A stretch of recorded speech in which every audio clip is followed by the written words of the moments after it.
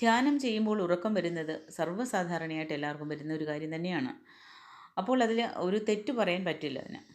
ധ്യാനം ചെയ്യണമെന്ന് ഉറങ്ങിക്കൊണ്ട് ധ്യാനം ചെയ്യണമെന്ന് പലരും കളിയാക്കി പറയും. പക്ഷെ അത് ഒരു തെറ്റല്ല. കാരണം നമ്മൾ ധ്യാനിക്കാനിരിക്കുമ്പോൾ ശരീരം മുഴുവൻ റിലാക്സ് ആകുകയാണ്.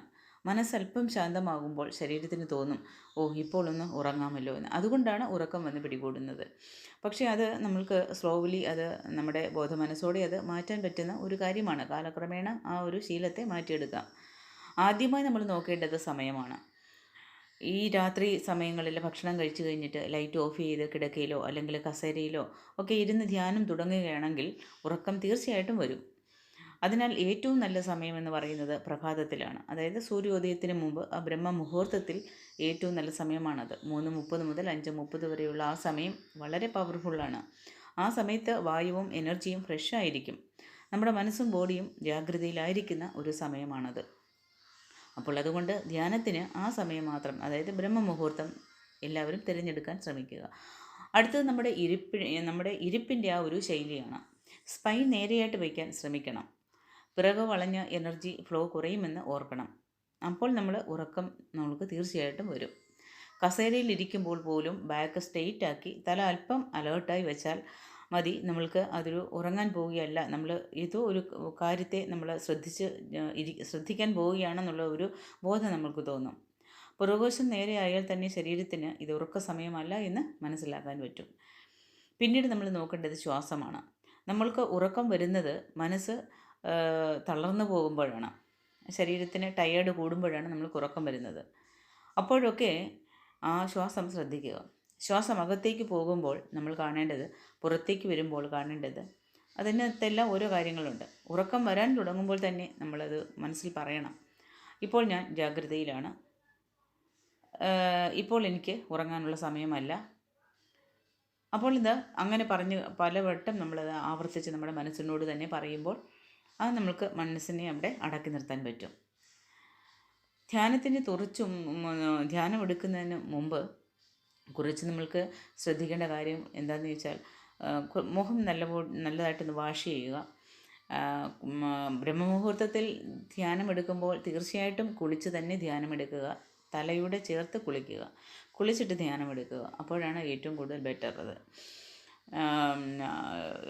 അതേപോലെ തന്നെ ശരീരത്തിന് അപ്പോൾ നമ്മൾ ആ കുളിച്ച് കഴിയുമ്പോൾ നമ്മൾക്ക് ശരീരത്തിനൊരു സിഗ്നൽ കിട്ടും, ഇപ്പോൾ ഉറങ്ങാനുള്ള സമയമല്ല, നീ ഉണർന്നിരിക്കേണ്ട സമയമാണെന്നുള്ള ഒരു ഫ്രഷ്നെസ് നമ്മൾക്ക് ശരീരത്തിനുണ്ടാവും. പിന്നീട് മറ്റൊരു നല്ലൊരു മാർഗ്ഗം എന്താണെന്ന് നോക്കിയാൽ മന്ത്രജപമാണ്. മൗനമായ ധ്യാനത്തിൽ ഉറക്കം വരാറുണ്ടെങ്കിൽ ചെറിയൊരു ശബ്ദം നിങ്ങൾക്ക് ഉപയോഗിക്കാം. ഓം നമ ശിവായ മന്ത്രം, ശിവോഹം, ഓം ശാന്തി, എന്തെങ്കിലും മനസ്സിലൊന്ന് ഉച്ചരിക്കുക. അത് ഉറക്കം മാറാനും എനർജി ഉണ്ടാക്കാനും നിങ്ങളെ സഹായിക്കും. ഉറക്കം വരില്ല. ഇനി ഒന്ന് മനസ്സിലാക്കേണ്ട കാര്യം എന്താണെന്ന് ചോദിച്ചാൽ, ധ്യാനം ഉറങ്ങാനുള്ളതല്ലെന്ന് സ്വയം പറഞ്ഞ് മനസ്സിലാക്കുക. ഉണരാനുള്ളതാണ്. പലർക്കും ധ്യാനം ചെയ്താൽ തളർച്ചയെല്ലാം നമ്മുടെ എന്തെങ്കിലും ഒരു ബാഡ് എനർജി ഉണ്ടെന്നുണ്ടെങ്കിൽ അതെല്ലാം പോവുകയാണ് ചെയ്യുന്നത്. അത് പോകുന്ന സമയത്ത്, നമ്മളിൽ നിന്ന് വിട്ടു പോകുന്ന സമയത്ത് ശരീരം ഒന്ന് തളരും. അപ്പോൾ നമ്മൾക്കൊന്ന് ഉറക്കം വരുന്നു എന്ന് നമ്മൾക്ക് തോന്നും. പക്ഷേ യഥാർത്ഥ ധ്യാനം അതിൻ്റെ മറുവശമാണെന്ന് ചിന്തിക്കണം. അത് അത്രയ്ക്ക് മനസ്സിനെ ശാന്തമാക്കുകയും അപ്പോൾ നമ്മൾ ജാഗ്രതയിലാകുകയും ചെയ്യും. പകൽ സ്വപ്നം കാണാതെ മുഴുവൻ ഉണർന്ന നിലയിൽ നമ്മൾക്ക് ഇരിക്കാൻ പറ്റും.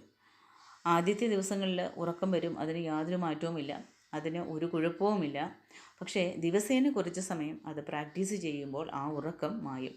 ഒരു ദിവസം നമ്മൾ മനസ്സിലാക്കും, ധ്യാനത്തിലിരിക്കുമ്പോൾ മനസ്സ് ഉണർന്നിരിക്കുന്നു, നമ്മുടെ ശരീരം ശാന്തമാണ്.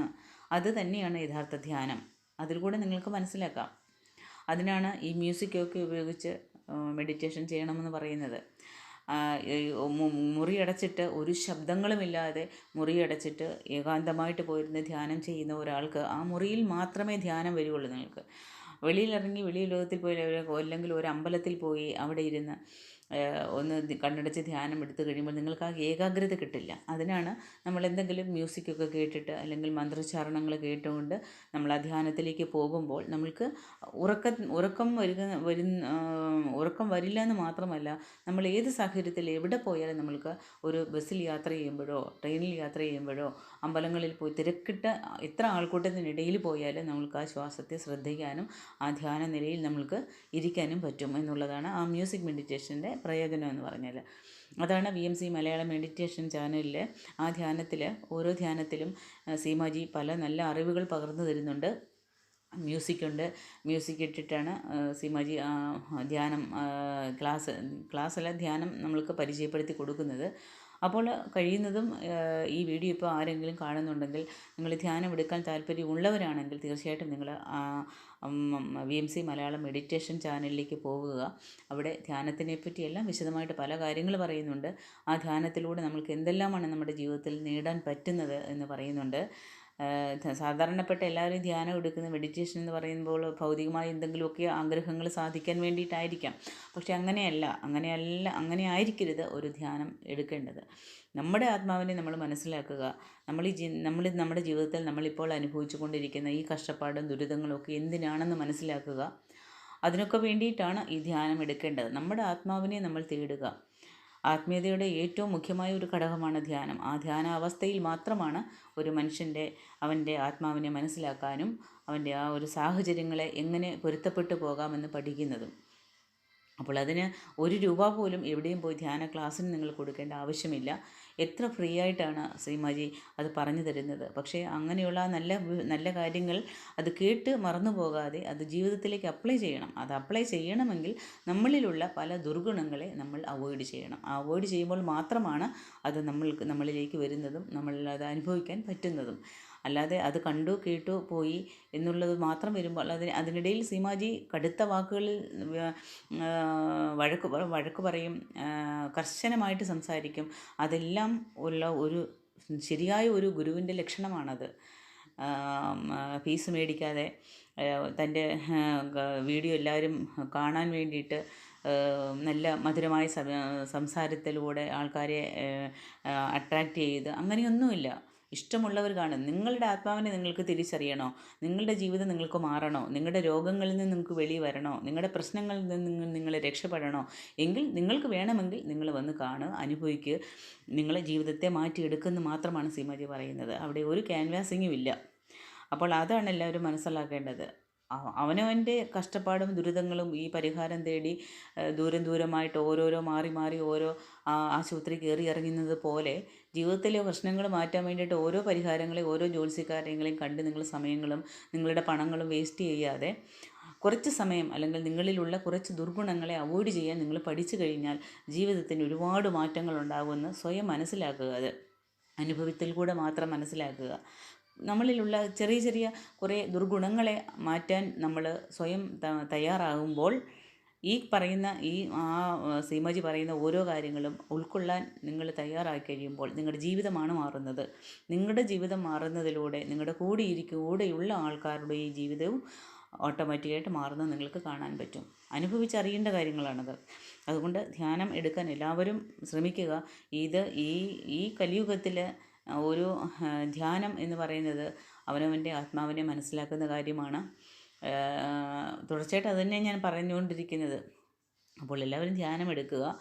എന്ത് സംശയങ്ങളുണ്ടെങ്കിലും നിങ്ങൾ VMC മലയാളം മെഡിറ്റേഷൻ ചാനലിലേക്ക് പോയി കാണുക. ഓക്കെ കൂട്ടുകാരെ, അപ്പോൾ എല്ലാവരും ഉറങ്ങാതെ അല്ലെങ്കിൽ ഉറക്കത്തിന് കീഴടങ്ങാതെ ധ്യാനമെടുക്കുക. അത് ആദ്യ ദിവസങ്ങളിലൊക്കെ ഉറക്കം വരും. പക്ഷേ അതൊന്നും കാര്യമാക്കേണ്ട ആവശ്യമില്ല. തീർച്ചയായിട്ടും നിങ്ങൾ അതിനകത്തേക്ക് പോയിക്കൊണ്ടിരിക്കുമ്പോൾ കാലക്രമേണ ഉറക്കം നിങ്ങളെ വിട്ടുപോകും. നിങ്ങളെ ധ്യാനത്തിൻ്റെ ആ ഒരു പൂർണ്ണ അനുഭവം നിങ്ങൾക്ക് അനുഭവിക്കാൻ പറ്റും. ഓക്കെ കൂട്ടുകാരെ, അപ്പോൾ എല്ലാവരും ധ്യാനമെടുക്കുക. ജീവിതം സുഭിക്ഷമാകട്ടെ. നന്ദി, നമസ്കാരം. അടുത്ത വീഡിയോയിൽ കാണാം.